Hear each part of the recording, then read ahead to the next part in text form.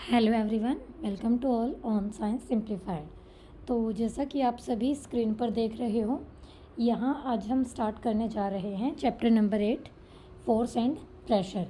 ये हमारे पास 8th class का चैप्टर नंबर 8 है। ठीक है बच्चे, 8th क्लास स्टूडेंट, आपकी साइंस है ये, ध्यान से देख लो।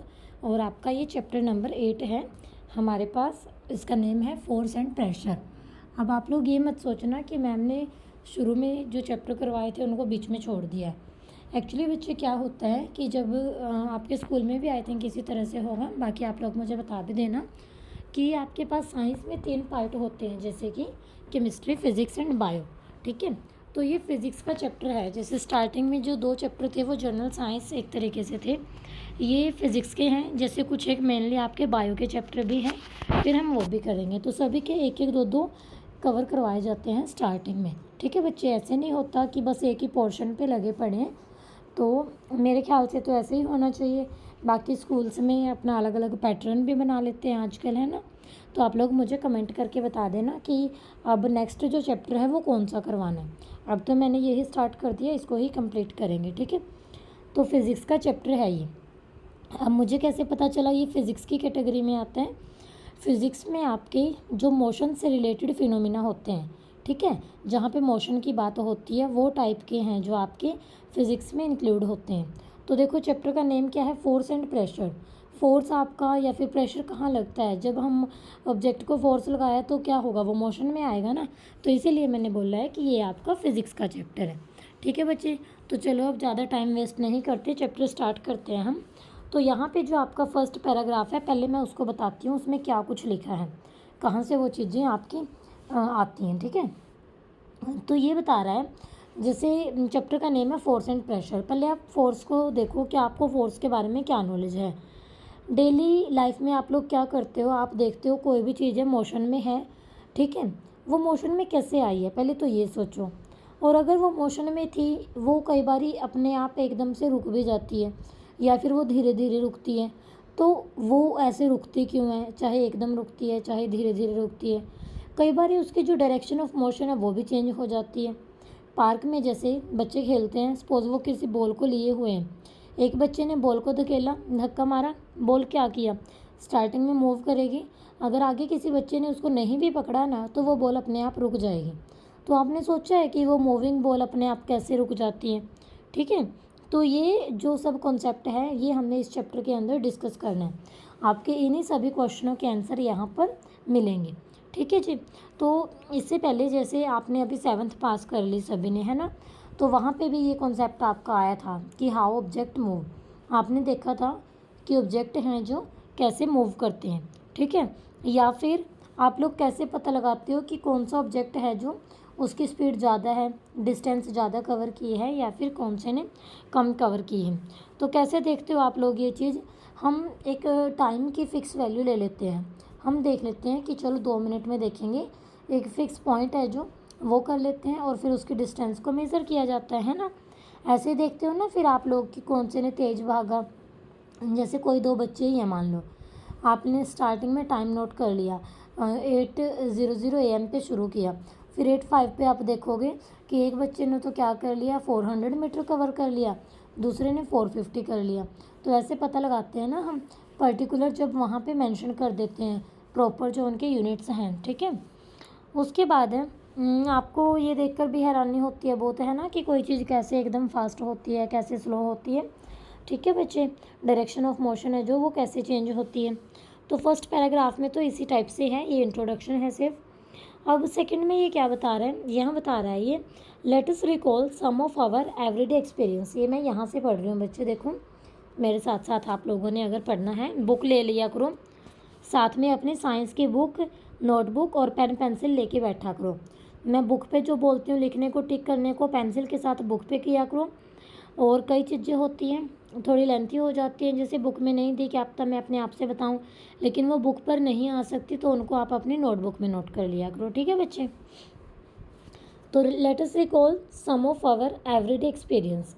ठीक है, डेली के एक्सपीरियंस की अगर हम बात करते हैं, ये बोल रहा है कि what do you do to make a football move. एक फ़ुटबॉल को अगर मूव करवाना है तो आप लोग क्या करते हो। ठीक है, जो बॉल है आपकी, अगर आपने उसको मूव करवाना है, मोशन में करनी है, वो क्या करते हो आप लोग, उसको धक्का मारोगे ना, नॉर्मल अगर मैं बता रही हूँ, या फिर उसको ऊपर की तरफ फेंक दोगे। यही काम कर सकते हो आप लोग बॉल को मूव करवाने के लिए। अगर बॉल मूव कर रही है, आपने उसकी स्पीड को और फास्ट करना है, फिर क्या करोगे आप लोग, वो बताओ मुझे। और जैसे एक गोलकीपर होता है, आपने देखा होगा खेलते हैं जैसे, तो बॉल को एकदम वो रोक लेता है। कैसे रोक लेते हैं, हॉकी के प्लेयर होते हैं, देखो जो मूविंग बॉल होती है उसकी डायरेक्शन को चेंज कर देते हैं, सिर्फ जो स्टिक है उसके साथ फ्लिक करके, उसके साथ हिला के, ठीक है। जो फील्डर होते हैं क्रिकेट में आपने देखा है, वो क्या करते हैं, एक जो बैट्समैन है, जो उसने बॉल को मूव किया है बैट से हिट करके, फास्ट मूविंग बॉल होती है, लेकिन वो जो फील्डर होते हैं फिर भी वो बॉल को रोक लेते हैं। तो इन सभी सिचुएशन में होता क्या है, इनमें होता है कि या तो बॉल है जो वो फास्ट मूव कर गई, या फिर बॉल है जो स्लो मूव कर गई, या फिर उसकी जो डायरेक्शन ऑफ मोशन है वो चेंज हो गई। ठीक है बच्चे, इन सभी में ये होता है। तो ज़्यादातर हम क्या कहते हैं, हमारे पास ऐसा क्यों होता है, जब बॉल को किक किया, ठीक है, किक तो समझते हो सभी, बॉयज़ को तो खासकर पता होगा किक का मीनिंग। जैसे आप लोग पैर के साथ बॉल को ऐसे मार देते हो, ये भी किकिंग बोलते हैं, ठीक है। तो फोर्स अप्लाई किया है वहाँ पे हमने, फोर्स अप्लाई किया कैसे, उसको किक किया या फिर उसको पुश किया, हाथ के साथ धक्का दे दिया, मान लो आप लोग बैठे हो, थ्रो किया। थ्रो कैसे, आपके हाथ में बॉल है, आपने उसकी जो डायरेक्शन है अपवर्ड कर दी, दैट इज़ कॉल्ड थ्रोइंग। और फ्लिकड, या फिर आपने उसको हिलाया, ठीक है। तो यहाँ पर फोर्स अप्लाई किया है, तो इसको फोर्स बोलते हैं हम, ठीक है। तो फोर्स का मीनिंग क्या होता है, एक तरीके से जोर लगाना, बिल्कुल सिंपल लैंग्वेज में मैं बोलूँ, फोर्स का मीनिंग होता है जोर लगाना। अब वो जोर किस तरह से लगा रहे हो, उसको फेंकने में लगा रहे हो, हिलाने में लगा रहे हो, ठीक है, किकिंग में लगा रहे हो, या फिर धक्का मारने में, अपनी तरफ खींचने में। तो this is all about force, ठीक है बच्चे। तो फोर्स क्या होता है यही हमने समझना है ना। तो हम क्या कर सकते हैं, जब फोर्स लगा के मतलब बॉडी के साथ क्या क्या चेंजेस हम कर सकते हैं, ठीक है जी। तो इन्हीं सभी क्वेश्चंस के आंसर हमें इस चैप्टर में मिलेंगे। पेशेंस बनाए रखो, बड़ा इंटरेस्टेड चैप्टर है, बहुत इंटरेस्टेड है। इसके एक्सपेरिमेंट आप खुद करके देखोगे, ठीक है, मैं भी दिखाऊंगी आपको करके। तो फोर्स क्या होता है, अ पुश और पुल। जैसे एक्शन है लाइक पिकिंग, ठीक है, पिक करना, कुछ भी उठाना, मतलब ओपनिंग खोलना, शटिंग बंद करना, और किकिंग, हिटिंग, लिफ्टिंग, समझते हो इन सभी वर्ड्स के मीनिंग तो, ठीक है। Flicking, pushing, pulling. पुश होता है बच्चे धक्का देना, पुल होता है खींचना, ठीक है। ये दोनों वर्ड बहुत इंपॉर्टेंट है, इस चैप्टर के बेस हैं ये, इस चैप्टर के, मतलब इनके बिना फोर्स नहीं समझ सकते आप लोग। पुश और पुल हैं जो मोस्ट इम्पॉर्टेंट वर्ड हैं। पुश होता है धक्का देना और पुल होता है खींचना। अब थोड़ा सा मैं बताती हूँ कैसे समझना है पुश पुल को।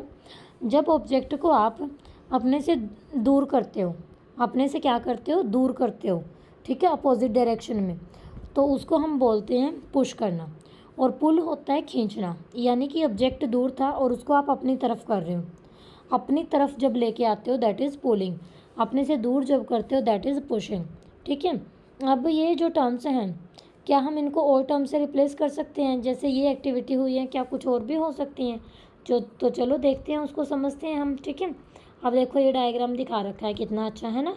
Goalkeeper saving a goal, hockey player flicking a ball, fielder है जो स्टॉपिंग अ बॉल, है ना। समझ गए अब तो कैसे कैसे होता है ये। यहाँ देखो आपको एक्टिविटी दी है ये बच्चे, मैं ऐसे चाहती हूँ साइंस आप लोग ऐसे करें, आपकी बुक में जितनी एक्टिविटी हैं वो आप ज़रूर कवर करें। थ्योरी का कुछ नहीं है, थ्योरी में आप रट्टा ही मारोगे, मैं कितना ही समझा लूँ फिर भी आप रट्टा ही मारोगे।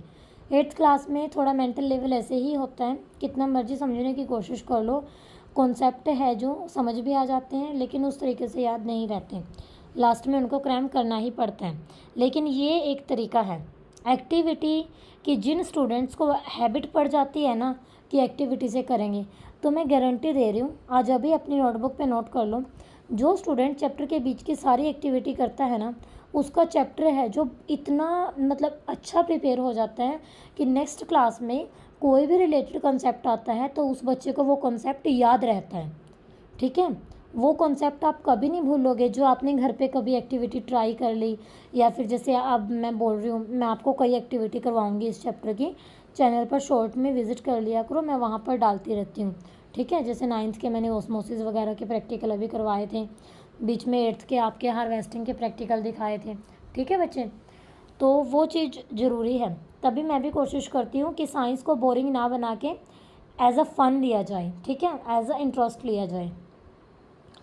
तो देखो यहाँ पे अब टेबल है, इस टेबल में क्या दिया गया है, अलग अलग सिचुएशन दी गई हैं, फैमिलियर सिचुएशन है जो आप करते हो, और यहाँ पे और सिचुएशन भी आपने ऐड करनी है। मतलब यहाँ पे उसने बोला है you can add more such situation और रिप्लेस द गिवन हायर। ठीक है, अब आइडेंटिफाई करना है कि उनमें कौन सा एक्शन होता है, जैसे पुश होता है, पुल होता है। जैसे एक एग्जांपल इन्होंने आपके लिए दे रखा है। सिचुएशन क्या है, moving a book place on a table. मेज पर एक बुक रखी है, वो कैसे मूव करेगी, या तो आप उसको अपने हाथ को क्या करोगे, थोड़ा सा उसको अपने से दूर करोगे, या अपनी तरफ खींचोगे, या उसको वहाँ से उठा लोगे। तो पुशिंग, पुलिंग, लिफ्टिंग, यही हो सकता है। अब ऊपर एक्शन देखो, पुशिंग लिखा है, पुलिंग लिखा है, पिकिंग लिखा है, हिटिंग लिखा है। हिट करोगे बुक को, हिट तो नहीं करेंगे, वो बॉल थोड़ी है हिट करेंगे। लिफ्टिंग मैंने बता दिया है, लोवरिंग से नहीं आप बात बनेगी। फ्लाइंग, क्या उसको उड़ाओगे, किक करोगे, नहीं। थ्रोइंग, क्या उसको फेंकोगे, या शटिंग करोगे, नहीं, ऐसा कुछ नहीं है। तो यहाँ पे ये 3 एक्शन ही आएंगे। ठीक है, और फिर आपने पुश और पुल में येस नो लिखना है। अब यहाँ पे पुशिंग और पुलिंग दोनों आगे थे ना, तो पुश के नीचे भी येस आएगा और पुल के नीचे भी येस आएगा। ठीक है बच्चे, अब देखो ओपनिंग और शटिंग अ डोर। ओपनिंग और शटिंग अ डोर में क्या आता है, पुशिंग भी आएगा और पुलिंग भी आएगा, क्योंकि वो डोर की उस पर डिपेंड करता है। कई डोरों में तो क्या होता है, पुश करते हैं वो ओपन होता है, पुल करते हैं वो क्लोज होता है, कईयों में उल्टा भी हो जाता है। ठीक है, कई हमारे बोथ साइड के भी होते हैं, वो तो डिपेंड करता है ना उसको कैसे एडजस्ट कर रखा है। और क्या आएगा इसमें पुशिंग पुलिंग के साथ साथ, हिटिंग पिकिंग तो नहीं आएगा, लिफ्टिंग नहीं आ सकता यहाँ पे। ओपनिंग क्लोजिंग लिखा है इन्होंने, नहीं वो भी नहीं लिखा। शटिंग आ जाएगा यहाँ पे, है ना। ठीक है, शटिंग आ जाएगा। किकिंग के साथ भी हो जाता है, थोड़ा सा पैर के साथ ऐसे धक्का मारते हैं, गेट खुल जाएगा। तो पुश और पुल यहाँ पे आया था, तो पुश के नीचे भी यस और पुल के नीचे भी यस। ठीक है, drawing a bucket of water from a well. कुएं से एक पानी की बाल्टी निकालते हो, ना तो उसको तुम धक्का देते, लेकिन उसको तुम खींचते हो अपनी तरफ, तो पुश तो यहाँ नहीं आएगा, पुश के नीचे नो कर लेना। ठीक है, पुलिंग आएगा यहाँ पर। ठीक है बच्चे, लिफ्टिंग आएगा यहाँ पर, लिफ्टिंग भी आएगा यहाँ पर, उठाते हो ना आप लोग उसको ऊपर।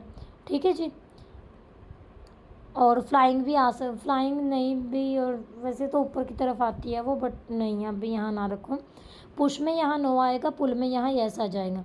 Football player taking a penalty kick. ठीक है, किक वो मारता है जब, तो यहाँ पर वो आएगा, पुशिंग आएगा, और हिटिंग भी आएगा यहाँ पर, हिट भी करता है वो उसको, किकिंग भी करता है वो उसको, फ्लिकिंग भी करता है वो उसको।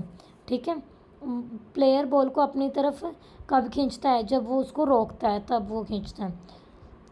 मूविंग अ लोडेड कार्ट, कार्ट को मूव करवाना है उसने। ठीक है, वो क्या करेगा फिर कार्ट को मूव करवाने के लिए, ये जो गाड़ी है उसको मूव करते हैं, बैल जैसे मूव करते हैं ना हम, जैसे अगर वो खड़ी है पीछे से करते हैं तो पुश करेंगे, बैल हैं जो वो पुल करते हैं। ठीक है, पुशिंग पुलिंग का कंसेप्ट आ जाएगा यहाँ पे। ओपनिंग अ ड्रॉर, ड्रॉर को ओपन करते हो तो वो अंदर होता है, उसको आप बाहर की साइड करते हो, अपनी साइड करते हो, तो पुलिंग आएगा वहाँ पर भी। तो यही चीज़ें इम्पोर्टेंट हैं यहाँ पर, से ही आपको पुश और पुल का क्लियर हो जाएगा कॉन्सेप्ट, यानी कि जो फोर्स की मेन डेफिनेशन है वो आपको यहीं से क्लियर हो जाएगी। ठीक है बच्चे, तो do you notice that each of the action can be group as a pull और पुश और बोथ। तो किसी में पुल होता है, किसी में पुश होता है, या किसी में दोनों भी होते हैं। तो ये आपको समझ आ गया होगा। उसके बाद है जो फोर्स की डेफिनेशन है, फोर्स का मीनिंग ही यही है, पुश और पुल करना, दैट इज़ फोर्स। ठीक है, और कोई लंबी चौड़ी बात नहीं है, फोर्स में यही है बस। इन साइंस अ पुश और a pull on an object is known as force. उसको हम क्या बोलते हैं, फोर्स बोलते हैं। ठीक है बच्चे, तो मोशन जो भी ऑब्जेक्ट की होती है तो वो फोर्स की वजह से ही होती है। ठीक है जी, तो हम कब कहते हैं कि इस बॉडी के ऊपर फोर्स लगा है, तो ये भी हमें पता होना चाहिए कि कौन सी सिचुएशन में बोलेंगे हम कि फोर्स लगा है और किस सिचुएशन में हम बोलेंगे कि फोर्स नहीं लगा। ठीक है, कहाँ पे हमें ये कॉन्सेप्ट है जो क्लियर आउट होगा। तो देखो क्या है यहाँ पे, जैसे ये सिचुएशन दी है, ये मैन है, यहाँ पे देखो फिगर 8.2 है, क्या लिखा है यहाँ नीचे, a man standing behind a stationary car. Stationary होता है रुके हुए होना, ठीक है, और मैन स्टैंडिंग आदमी है जो खड़ा हुआ है, कहाँ है, बिहाइंड अ स्टेशनरी कार, एक कार रुकी हुई है उसके पीछे एक आदमी खड़ा है। ठीक है, अब क्या ऐसा होगा कि अगर वो आदमी खड़ा है उसकी वजह से वो कार मूव करेगी, हैं बताओ, सिर्फ वो खड़ा है तो सिर्फ क्या उसके खड़े होने की वजह से कार मूव कर जाएगी, नहीं होगा ना ऐसा। तो कार है जो कब मूव करेगी, जब वो पीछे खड़ा आदमी है जो उसको धक्का देगा। कई बार आपने रोड पे देखा है ना कि किसी की गाड़ी अचानक से रुक जाती है और वो नहीं चलती, कोई दिक्कत आ जाती है गियर क्लच में, तो पीछे से धक्का मारना पड़ता है, वो फिर स्टार्ट होती हैं। ठीक है, तो वो धक्का मारने वाला देखा है आपने, तो बस अगर वो जिन्होंने देखा है तो पुश मतलब उनको समझ आ गया। ठीक है जी, तो यहाँ पे क्या होता है कि जब आदमी धक्का मारेगा तब वो कार वहाँ से चलेगी, यानी कि धक्का मारना मतलब उसने क्या किया है, फोर्स अप्लाई किया है। ठीक है बच्चे, तो कार है जो वो चलना स्टार्ट करेगी और किस डायरेक्शन में चलेगी। अब वो देखो उसने धक्का मारा है, जो वो जो आदमी खड़ा है अपने फॉरवर्ड धक्का मारा है आगे की साइड, जैसे आप लोग अभी बैठे हो हाथ में फ़ोन है, आपके हाथ है जो आगे की साइड करके देखो, और उसी आगे की साइड है जो वो कार की डायरेक्शन होगी। ठीक है बच्चे, समझ रहे हो ना। तो किस डायरेक्शन में मूव करेगी वो, डायरेक्शन ऑफ अप्लाइड फोर्स। तो यहाँ से आपको एक बात समझ आई कि ये इस एग्जाम्पल के साथ आपको क्या डेफिनेशन देना चाह रहे हैं। मोशन क्या होती है बॉडी की, motion will be along the direction of applied force. ठीक है, जो फोर्स की डायरेक्शन होती है वही हमारे पास बॉडी की मोशन की डायरेक्शन होगी, जैसे आप लोग कार को देख भी रहे हो। ठीक है जी, अब क्या है, now note that the man has to push the car to make it move. तो कैसे कार ने मूव किया है, जब उस मैन ने उसको क्या किया था, पुश किया था, जब उस मैन ने उसको धक्का मारा था आगे की तरफ। ठीक है बच्चे, उसके बाद ये नेक्स्ट डायग्राम देखो, हु इज़ पुशिंग हुम, कौन किसको धक्का दे रहा है। तो दोनों के हाथ ऐसे हैं, समझ आ रहा है कि कौन किसको धक्का दे रहा है। वैसे तो ये लग रहा है दोनों ही एक दूसरे को धक्का दे रहे हैं, एक दूसरे के हाथ ऐसे जकड़े हुए हैं। ठीक है, तो यहाँ पे 3 सिचुएशंस हैं जहाँ जिनसे आप लोग फेमिलियर हो। तो 3 सिचुएशन कहाँ, एक ही आई है, अच्छा एक ये है बैल वाली।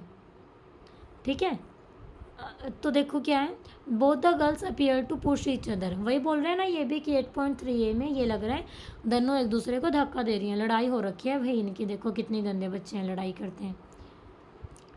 While the pair of girl in 8.3b are trying to pull each other. ठीक है, ये करते हैं ना, ये बढ़िया है, देखो घूम रहे हैं एक दूसरे को पकड़ के, देखा आपने अपने फ्रेंड के साथ हाथ पकड़ के ऐसे दोनों हाथ कस के पकड़ के घूम के देखो, तो ना एक दूसरे की तरफ खिंचाव महसूस होता है, आप उसको अपनी तरफ खींचना चाहते हो, वो उसको अपनी तरफ खींचना चाहता है, तभी वो मोशन प्रोड्यूस होती है।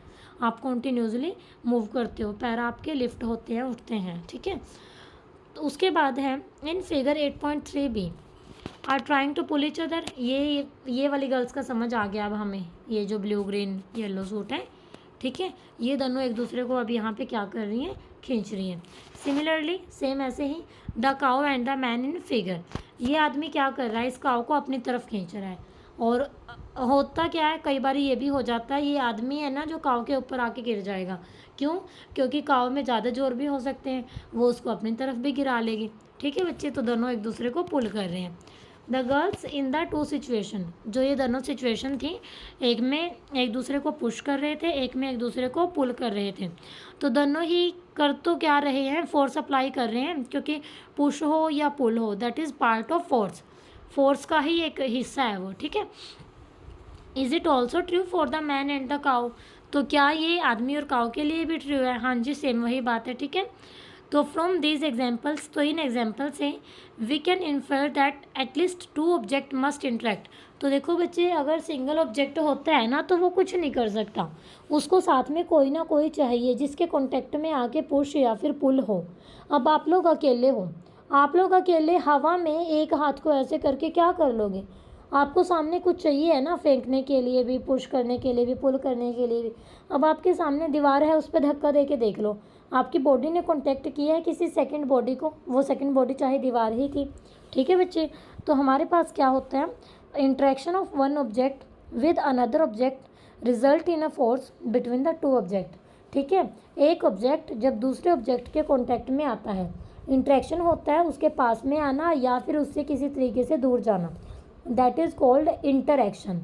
इंटर होता है आपस में, एक्शन होता है किसी काम का होना। अब वो काम कैसा होगा वो तो फोर्स पे डिपेंड करता है कि किस टाइप का फोर्स वहाँ अप्लाई किया जा रहा है। ठीक है बच्चे, तो इंटरएक्शन का मीनिंग, इंटरएक्शन वर्ड का मीनिंग समझ आ गया ना, कि आपस में कोई एक्शन हो रहा है वहाँ पे। ठीक है जी, result in a force between two object, और उसका रिजल्ट क्या होता है, एक फोर्स होता है वहाँ पे वो। नेक्स्ट है हमारे पास एक्सप्लोरिंग फोर्स, मतलब फोर्स के बारे में हम और अच्छे से सीखते हैं। ठीक है, वैसे तो देखो ये ऊपर कितने अच्छे अच्छे एग्जाम्पल आए थे, चलो आगे और भी बढ़िया है, मतलब आपा को तो और ज़्यादा सीखने को मिल रहा है, तो सीखो थोड़ा और।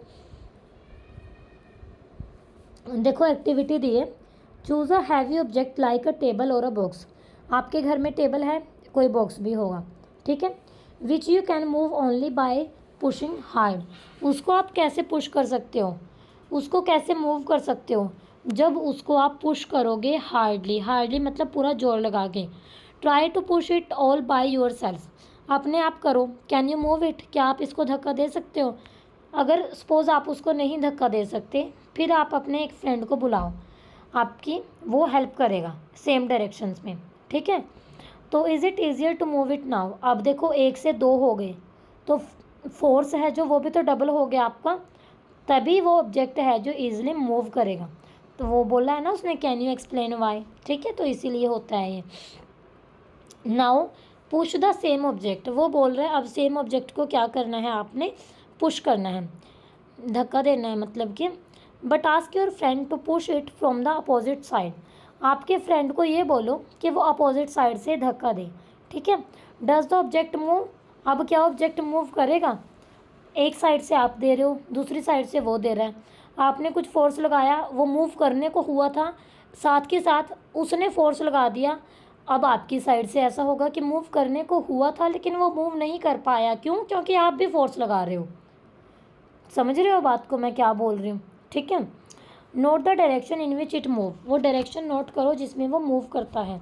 Can you guess which one of you is applying a larger force, तो जिसकी साइड से, ठीक है, सपोज एक साइड से जो फोर्स है, फोर्स के जो यूनिट होते हैं वो न्यूटन होते हैं, तो मैं अभी पीछे न्यूटन वर्ड यूज़ करूँगी, ये भी बताऊँगी क्यों होते हैं, तो वो थोड़ा आगे बताएंगे, अभी के लिए आप इतना समझो कि न्यूटन होते हैं।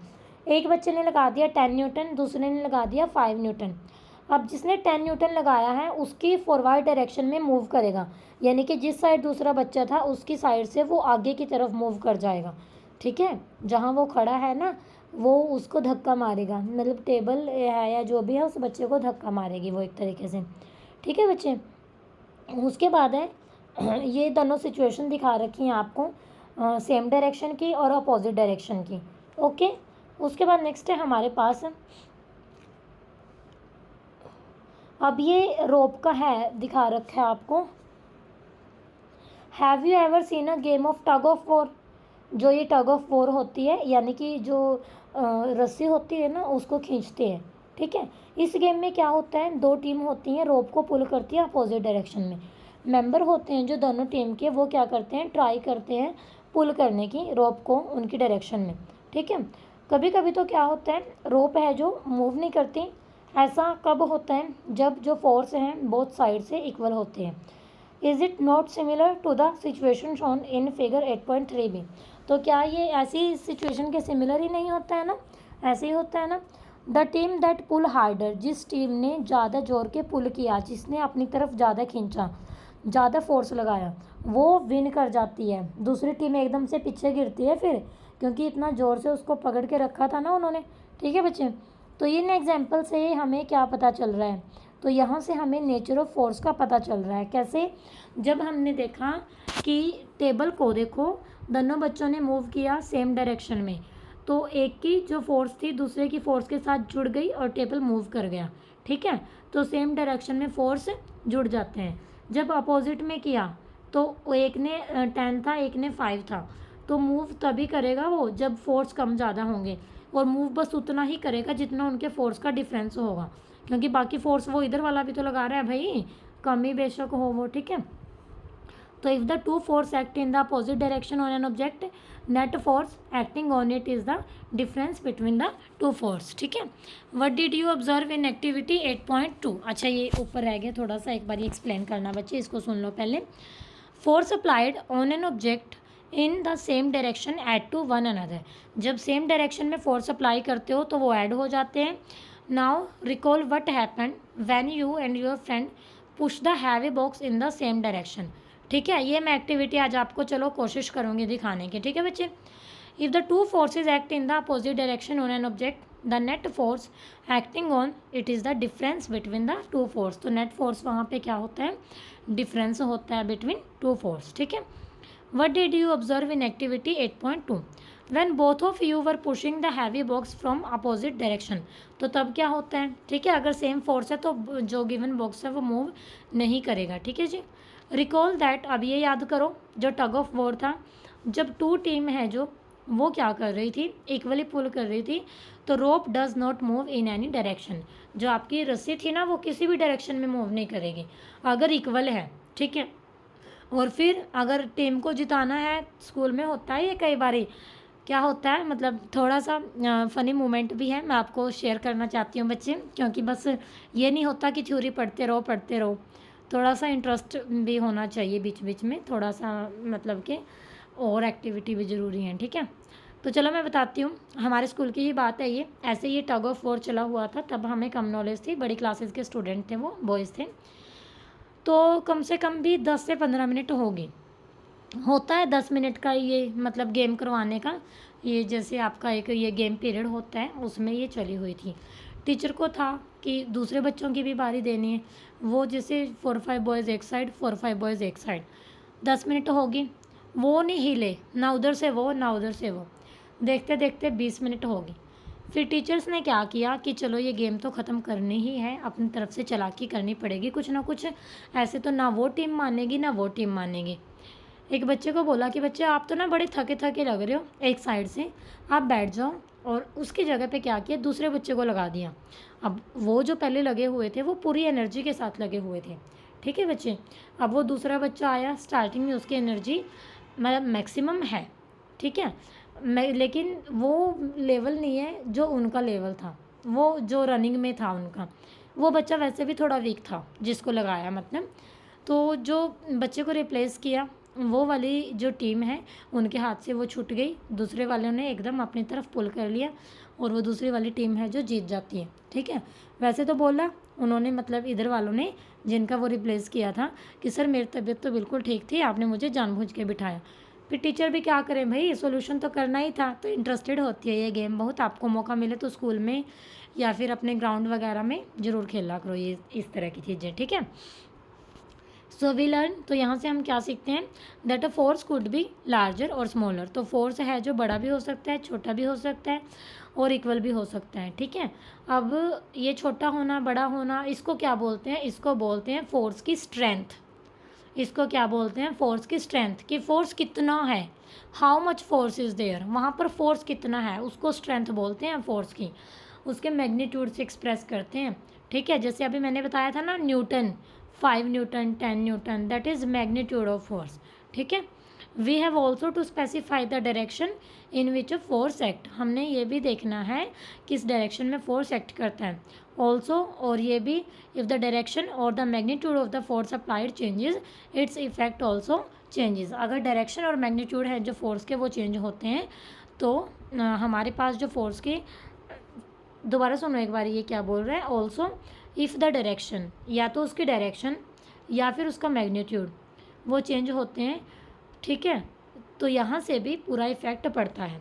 मतलब क्या है, देखो अब ये पहेली भूजो भी होते हैं भाई, इसमें आ गई ये पहेली, पहले नहीं आई थी क्या ये जब चैप्टर शुरू किया, आते तो होते हैं मेरे ख्याल से, ये मैंने ध्यान नहीं दिया कहीं, मतलब ना 8th क्लास की ये क्लास साइंस में इंटरेस्टेड है ये चीज़ें, 6th 7th 8th में ये आने लग जाते हैं बीच बीच में, बड़े अच्छे होते हैं ये बच्चे पहेली भूजो, इनकी पढ़ा करो ध्यान से, आया थी देखो मैंने पहले ध्यान नहीं दिया। मतलब जब चैप्टर में पूरा इंटरेस्ट क्रिएट होता है तब थोड़ा ध्यान कम जाता है, एक्सप्लेनेशन पे ज़्यादा ध्यान रहता है। Does it mean that the net force on an object is zero? देखो, अगर दोनों साइड से जो अपोजिट डायरेक्शन में से फोर्स इक्वल हैं तो क्या नेट फोर्स जीरो होता है? तो ये हमने समझना है कंसेप्ट। जब अपोजिट डायरेक्शन में से फोर्स लगता है तो वो फोर्स का डिफरेंस हमें निकालना होता है, ठीक है बच्चे। और जब अगर इक्वल है तो उसको डिफरेंस करेंगे तो नेट इफेक्ट उसका क्या होगा?